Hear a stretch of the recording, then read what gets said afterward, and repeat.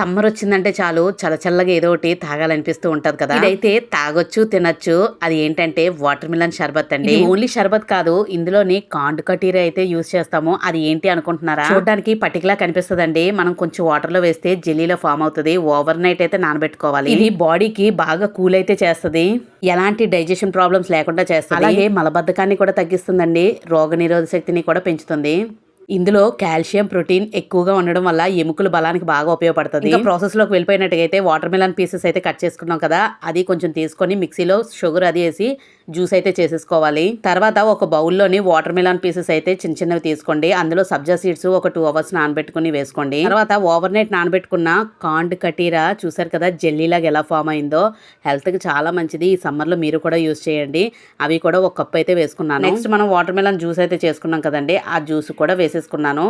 Next వచ్చేసరికి చక్కగా మరబెట్టి పక్కన ఉంచుకున్న పాలను అయితే వేసేసుకున్నాను. అన్ని చక్కగా కలిపేసాను. మీ దగ్గర రోజ్ సిరప్ ఉంటే వేసుకోండి, లేకపోతే ఇలాగా ఆల్టర్నేట్ గా వాటర్ మెలన్ జ్యూసెస్ వేసుకున్నా సరిపోతుంది. చూసారు కదండి, నోరూరించే షర్బత్ అయితే ఈ వేసవి కాలంలోని చక్కగా హెల్త్ కి చాలా మంచి చేస్తుంది.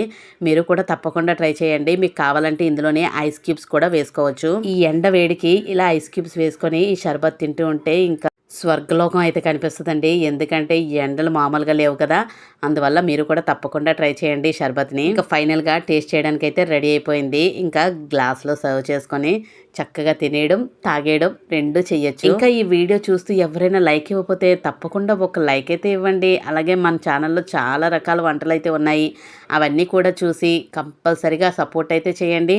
మీ ఫ్యామిలీ ఫ్రెండ్స్కి కూడా షేర్ అయితే చేయండి. చూసారు కదా, నోరూరించే షర్బత్ రెడీ అయిపోయింది.